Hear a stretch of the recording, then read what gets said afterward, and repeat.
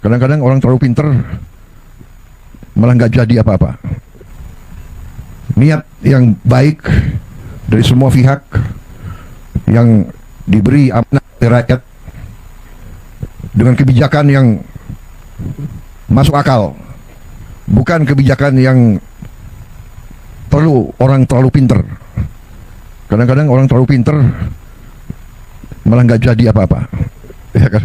Ini ya, kita butuh orang-orang pinter banyak, tapi yang paling penting adalah mereka-mereka yang punya akal sehat dan orang-orang yang benar-benar cinta dengan rakyat. Saya selalu sampaikan, Pak Lui, saya berharap kepada semua, apalagi yang berada di wilayah politik, ketika melakukan penilaian itu objektif, menggunakan fakta, bukan menggunakan persepsi yang diciptakan. Saya beri ilustrasi begini, Pak. Ini adalah apa ini sini? Apa? Air. Yakin Bapak ini air? Sebotol apa ini? Botol air. Yakin? Sekarang lebih sekalian gini. Kalau ada 8 orang yang pegang mikrofon dan mengatakan ini adalah sebotol air keras, terus menerus mengatakan ini adalah sebotol air keras, terus menerus, maka apa yang tercipta di ruangan ini? Keyakinan bahwa ini adalah sebotol air keras. Saya sering mendapatkan begitu, Pak Lut. Lalu apa jawaban saya? Saya tidak menyanggah dengan kata-kata. Apa yang saya lakukan? Ini yang saya lakukan.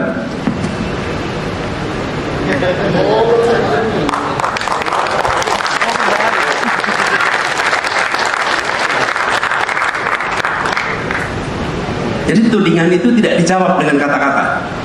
Tudingan itu dijawab dengan kenyataan. Bukan pernyataan. Jadi kalau dikatakan menggunakan agama, menggunakan sektarian, isu anti minoritas, anti macam-macam, itu yang mengatakan pakai mikrofon kuat sekali, Pak. Sehingga gaungnya ke seluruh Indonesia, Pak. Saya tidak punya mikrofon, Pak, tidak punya media, tidak bisa bayar buzzer, tidak bisa menandingi suara itu semua. Lalu apa yang saya kerjakan? Ya sudah, saya tunjukkan kenyataannya. Silakan cek di Jakarta, apakah pernah ada praktek-praktek seperti yang ditudingkan. Kalau tidak ada, maka terima kenyataan. Ini bukan air keras, ini air untuk diminum. Okay?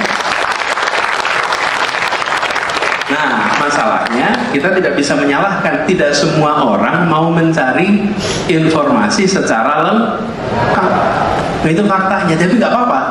Lebih baik diduga buruk ternyata baik, Pak, daripada dipersepsikan baik bertahun-tahun ternyata bermasalah.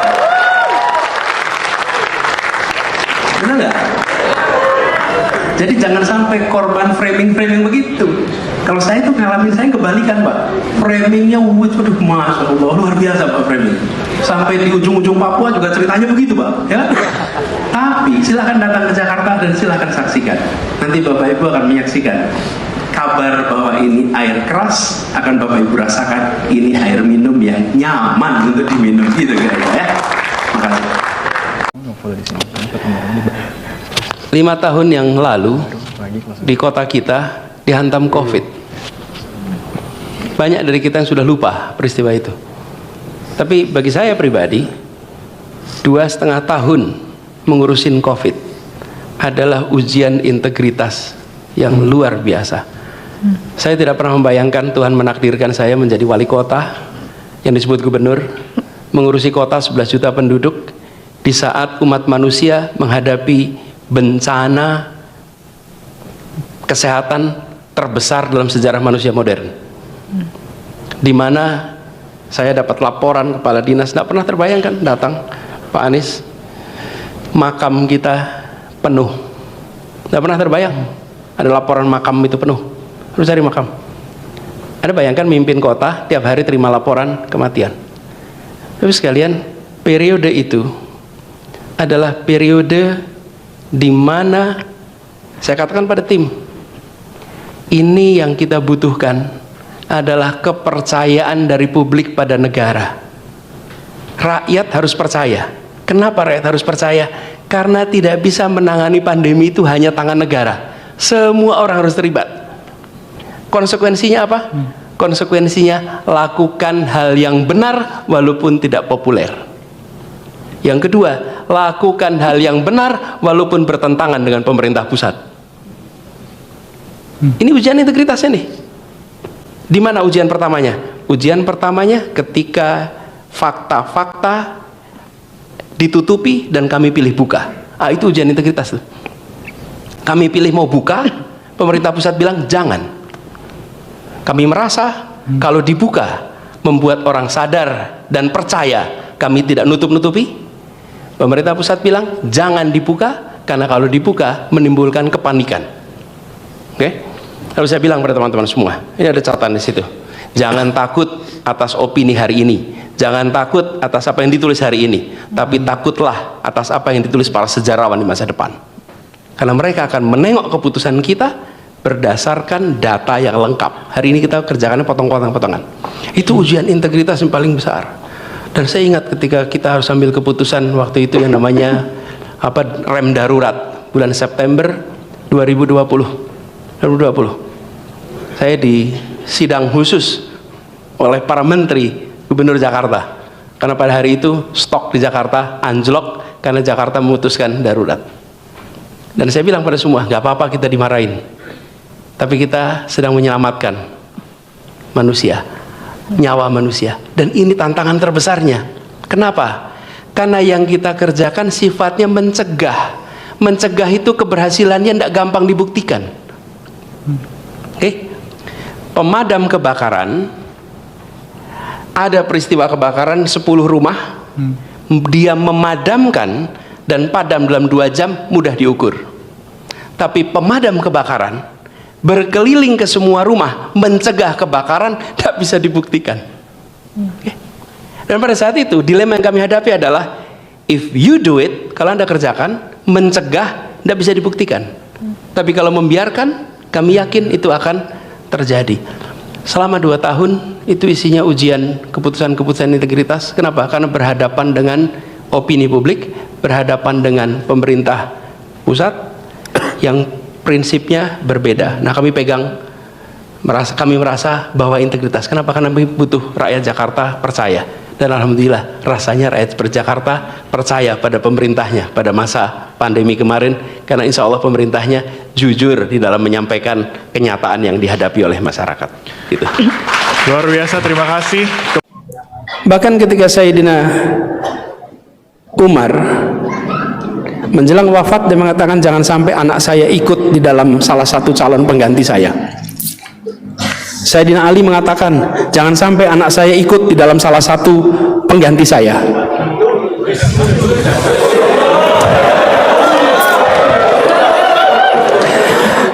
Waktu itu belum ada MK. Ya. Sejalan dengan kemaslahatan orang banyak, itu namanya integritas. Itu I1. I2 apa? I2 income, bukan income. Intimacy, kedekatan, kedekatan. 3 itulah yang membuat namanya amanah itu. Jadi kalau lihat orang seperti Bung Hatta, Bung Karno, Anda akan melihat kompetensinya ada, betul tidak? Integritasnya ada, intimasi ada, dekat sama rakyat. Nah, pengurangnya ada satu nih. Apa pengurangnya nih? Self interest, kepentingan pribadi. Hari ini Bung Bilal yang kegedean itu namanya SI. SI-nya kegedean. Karena itu skor trustnya rendah, kompetensinya tinggi. Tadi disebutkan kompetensi tinggi, integritasnya rendah, kedekatannya belum tentu, mungkin kedekatannya artifisial, self interestnya tinggi. Nah sudah, nilai kepercayaan rendah. Jangan sebut angka itu lagi.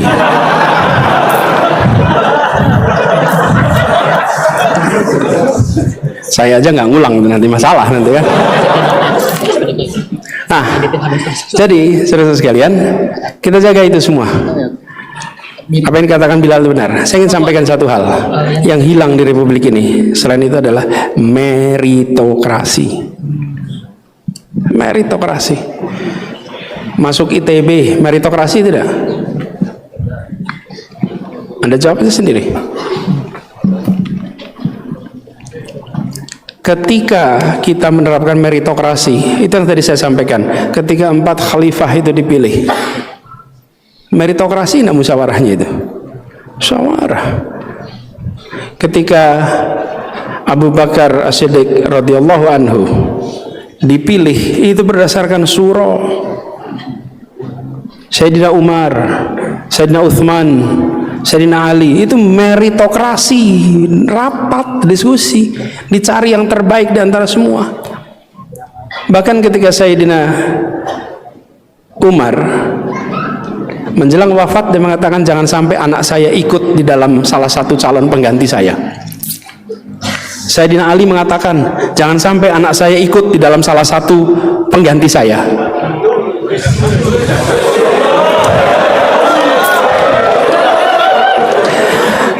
Waktu itu belum ada MK. Ya, ya.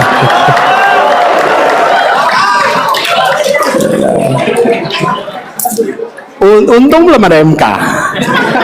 Waktu itu dikatakan jangan sampai anak saya menjadi salah satu. Jangan.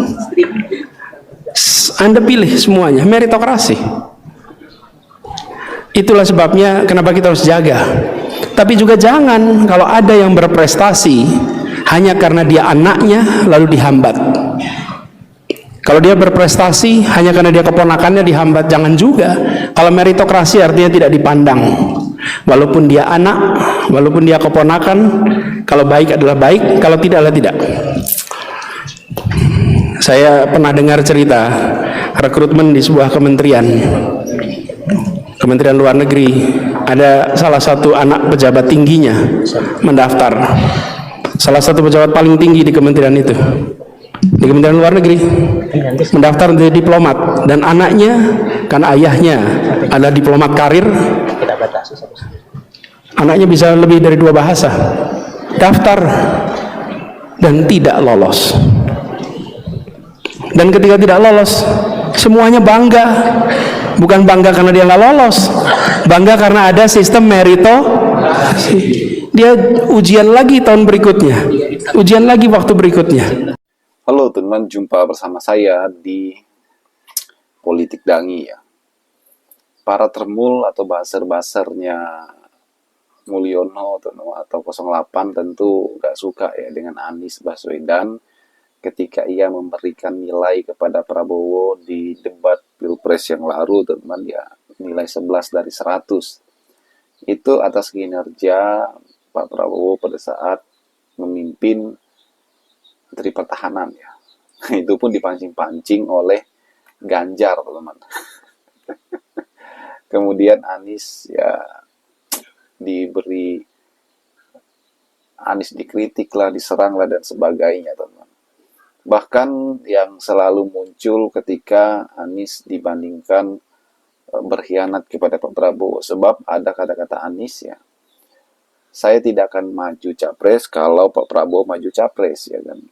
Sebenarnya pernyataan dari Anies ini teman-teman nggak ada hubungannya di 2024 ya.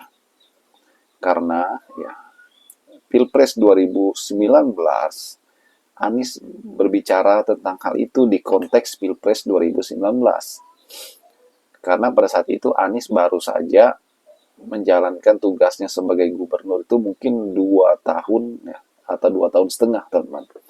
Dan nama Anies kala itu masih kuat juga ya sebagai capres karena beliau adalah gubernur Jakarta pada saat itu. Makanya Anies ingin menyelesaikan tugasnya sebagai gubernur di Jakarta dan tidak mau terlibat dalam pencapresan, teman-teman. Maka ia mendukung Pak Prabowo di saat itu, ya kan. Pada saat itu Prabowo sebagai lawannya Pak Jokowi ya. Nah, namun ketika Pilpres 2024 itu digoreng lagi. yang artinya bahwa Anies berkhianat lah dan sebagainya. Ternyata tidak, teman-teman. Justru 2024 itu kan Anies bukan siapa-siapa. Anies sudah selesai menjalankan tugasnya sebagai gubernur. Dukungan Gerindra juga sudah selesai ya, mengawal Anies sebagai gubernur. Jadi bukan berarti Anies berhutang budi dan sebagainya seperti apa yang kata Kodari, teman-teman. Kodari selalu berkata bahwa apa yang diberikan Anies kepada Prabowo nggak ada ya, teman-teman. Dan kalau kita melihat ya, sosok Anies ini memang sangat ideal ya. Beliau ini di mana-mana menjadi bahan perbincangan, menjadi bahan perbicaraan orang, teman-teman. Sebab beliau memang sosok pemimpin yang merakyat ya. Sangat-sangat merakyat. Bagaimana menurut kalian?